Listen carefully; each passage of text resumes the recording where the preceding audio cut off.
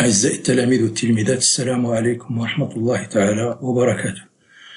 Dans cette vidéo, on va voir des exercices dans la géométrie analytique dans l'espace sur les positions relatives de deux droites et les positions relatives d'une droite et d'un plan à partir de leur intersection. L'énoncé de l'exercice, pour l'exercice 1, on a toujours l'espace et rapporté à un repère OIJK. On va considérer 4 points dans l'espace A, B, C, D, définis par leur triplet de coordonnées. On va étudier l'intersection des droites A, B et C, D pour conclure la position relative de ces deux droites. Pour l'exercice 2, on va considérer dans l'espace 2 points définis par leur triplet de coordonnées et on va déterminer l'intersection de la droite AB avec chacune des 3 plans, le plan OIJ et le plan OIK et le plan OJK. Pour le premier exercice, on a 4 points A, B, C, D, définis par leur triplet de coordonnées dans l'espace. On va voir une présentation avec GeoGebra, avec les données de cet exercice. Donc, on va tracer les points A, B, C, D, définis par leur triplet de coordonnées. On a le point A. Donc, le point A de coordonnées A-1, 1, puis la droite AB, les points CD et la droite CD. On remarque que les deux droites se coupent en un point E de coordonnées 4, -1, -3.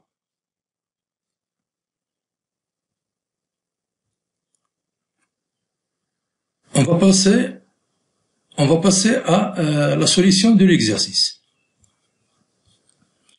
Donc, on a les droites, la droite AB, elle est définie elle passe par le point A, et de vecteur directeur, le vecteur AB. On calcule ces coordonnées, les coordonnées du vecteur AB à partir des coordonnées des points AB, et des coordonnées -1, 0, 1. Donc, puisque la droite AB passe par le point A et de vecteur directeur AB, donc elle admet une représentation paramétrique qui est la suivante. On a X. On met ici les coordonnées du point A, donc c'est 1, -1, 0. Les coefficients de T sont les coordonnées de vecteur directeur AB, donc moins T, on a 0T plus T, avec T un paramètre réel. Et on a la droite CD, qui est la droite passant par le point C et de vecteur directeur CD. Ces coordonnées à partir du point CD sont -1, -1, 3. Donc, elle admet une représentation paramétrique qui est la suivante. Donc, elle passe par le point C de coordonnées 3, -2, 0. Les coordonnées de vecteur directeur sont -1, -1, 3. Donc, c'est -T plus T'. Donc, ici, on a T'. Voilà. Donc, on va essayer d'étudier la position relative de ces deux droites A, B, C, D en cherchant l'intersection de ces deux droites, ce qui revient à résoudre ce système. Le système qui est, donc, on a le X qui est 1 - T est égal à 3 - T'. Donc, on a Y est égal à -1 pour la droite CD, c'est -2 T'. Pour Z, on a Z pour la représentation paramétrique de ABCT et donc de CD, c'est 3T'. Donc on a 3 équations et on a 2 inconnues T et T'. On va chercher l'équation de la solution de ce système. Donc ça revient à dire que ici on peut écrire que -T, par exemple, est égal à 2, c'est 3 -1 T'. Donc -T est égal à 2 T'. On a ici, on calcule T', c'est T', on le passe de l'autre côté, donc c'est -2 plus 1, c'est -1. Donc puisque T est égal à 3 T', donc c'est T est égal à -3, T égale -3 et T' est égal à -1. Donc pour ces deux nombres de T et T', on voit que cette équation, la troisième équation qu'on a ici, est bien vérifiée. Pourquoi? Parce que T, on a dit qu'il est égal à -3, et si on dit -2, -1, c'est -3, donc ce système, il admet une solution unique, qui est le couple -3, -1. Qu'est-ce qu'on va conclure? que les deux droites AB et CD sont séquentes en un point E. Alors les droites AB et CD sont séquentes en un point E. Donc, dont on obtient les coordonnées en remplaçant T ou T' dans l'une des représentations paramétriques de AB ou CD. Donc, pour avoir les coordonnées de E, donc il suffit de remplacer T par exemple par -3 dans la représentation paramétrique de AB, ou bien remplacer T' par -1 dans la représentation paramétrique de CD. C'est la même chose. On revient. Donc, si on remplace par exemple T par -3 dans la représentation paramétrique de AB, on obtient donc XE, donc c'est XE ici. Donc, XE, c'est-à-dire l'abscisse du point E, donc on remplace, donc c'est 1 moins T, c'est-à-dire moins 3, c'est 4. Donc, YE, c'est moins 1, c'est moins 1. Pour la cote du point E, on remplace T par -3, on trouve moins 3. Donc, le point de coordonnées 4, -1, -3, c'est l'intersection des deux droites AB et CD.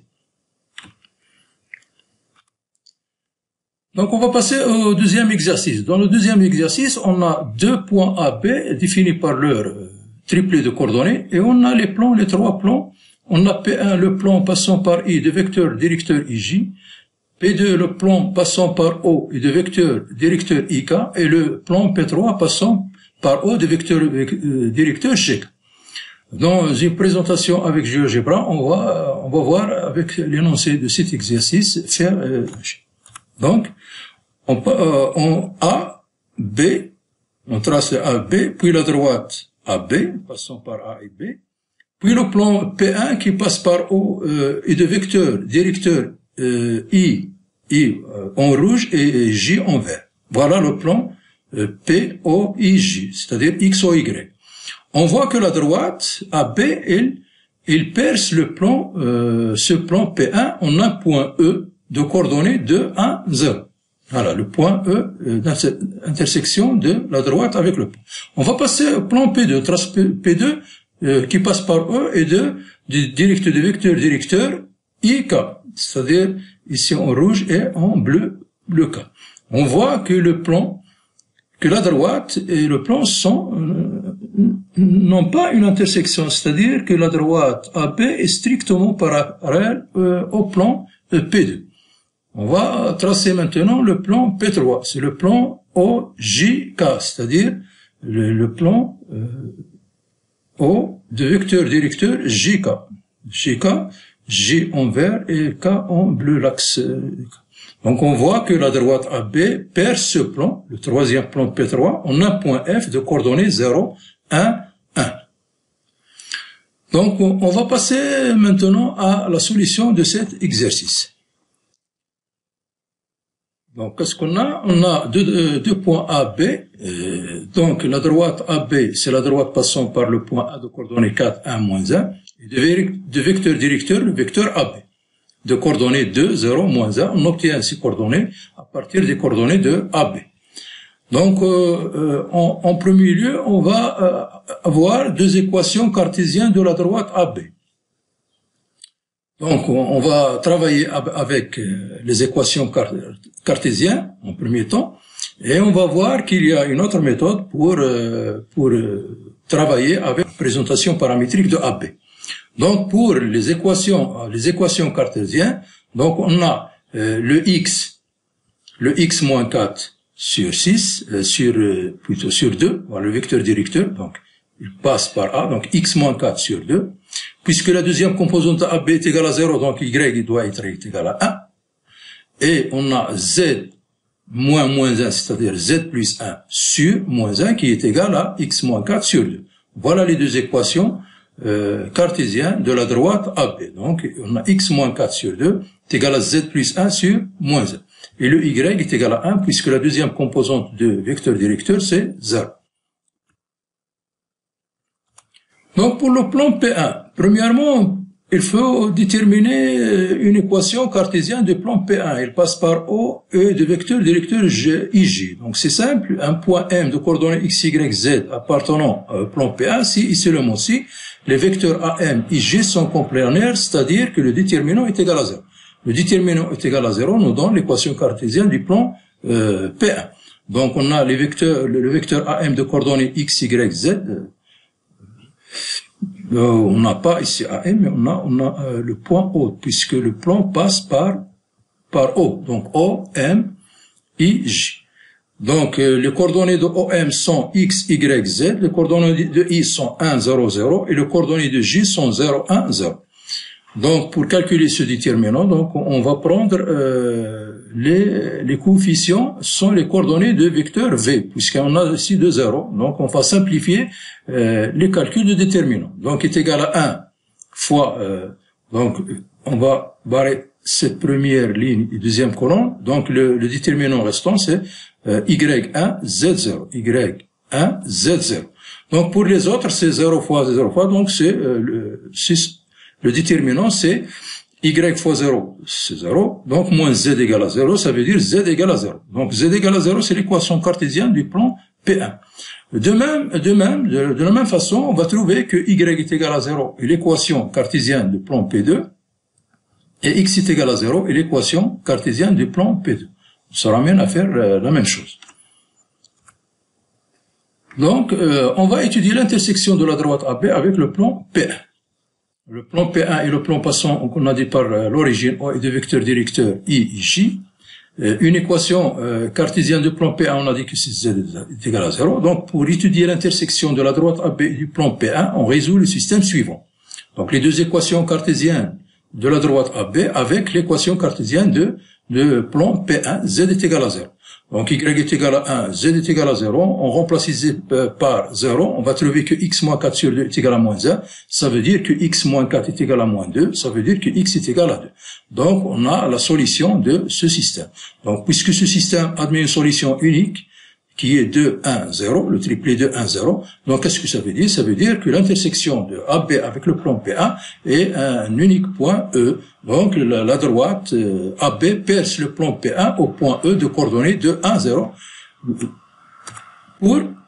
Si on veut utiliser la représentation paramétrique de la droite AB. Donc, la droite AB, de vecteurs directeurs, c'est AB. Donc, X est égal à 4 plus de T, Y est égal à 1, Z est égal à moins 1, moins T. Donc la représentation paramétrique de la droite AB. Donc on va chercher les coordonnées du vecteur directeur AB. Voilà. On a déjà calculé les coordonnées de AB, donc ça c'est une représentation paramétrique de la droite AB. Donc de la même, on va résoudre le système suivant. Donc le système composé de 3 équations en T, avec Z est égal à 0. On va chercher X, Y, Z. Pour chercher X, Y, Z, il faut chercher le T. Donc, on a Z est égal à 0, Y est égal à 1. Donc, il suffit de chercher le X. Pour avoir le X, on a Z est égal à moins 1, moins T. Ça veut dire que T est égal à moins 1. On remplace T par moins 1, on trouve que X est égal à 2. Donc, de même, on va conclure que AB, la droite AB perce le plan P1 au point E de coordonnées de 1, 0. Donc, c'est le même travail, si on travaille avec la représentation paramétrique de la droite AB au lieu des équations cartésiennes. Donc, de la même, on va passer à l'intersection de la droite AB au plan P2. Donc, le plan P2, donc, a pour équation Y est égal à 0, puisqu'il passe par O et de vecteurs directeurs I et K. Donc, la droite AB a pour les deux équations cartésiennes ici, sont x moins 4 sur 2 est égal à z plus 1 sur moins 1, y est égal à 1, c'est l'équation, les deux équations cartésiennes de la droite AB. Donc, pour étudier l'intersection des droites AB et de plan P2, on ajoute l'équation cartésienne du plan P2, ce qui est y est égal à 0. On trouve ici qu'on a y égal à 1, y est égal à 2, ce qui est impossible. Ça veut dire que ce système n'a pas de solution. Le système n'a pas de solution. L'intersection de la droite AB avec le plan P2 est égale à l'ensemble vide, ce qui fait que la droite AB est strictement parallèle au plan P2. Pour la troisième question, c'est l'intersection de la droite AB avec le plan P3. Le plan P3 qui passe par O et de vecteurs directeurs J et K. Donc, ce plan a pour équation cartésienne x est égal à 0. Donc, pour étudier l'intersection de la droite AB avec le plan P3, on résout le système suivant. Les deux équations cartésiennes de la droite AB avec l'équation cartésienne du plan qui est égal à x est égal à 0. Donc, on a y est égal à 1, x est égal à 0. Donc, on remplace ici x par 0, on va trouver moins 4 sur 2 est égal à z plus 1 sur moins 1. On multiplie moins 1 ici par, moins 4 sur 2, c'est moins 2. On multiplie par moins 1, ça fait 2. 2 est égal à z plus 1, ça veut dire que z est égal à 1. Donc, on a, ce système a une solution unique qui est le triplet 0, 1, 1, 1. Donc, qu'est-ce que ça veut dire? Ça veut dire que, la droite AB perce le plan P3 au point F de coordonnées 0, 1, 1. Puisque leur intersection est un unique triplet. Et merci.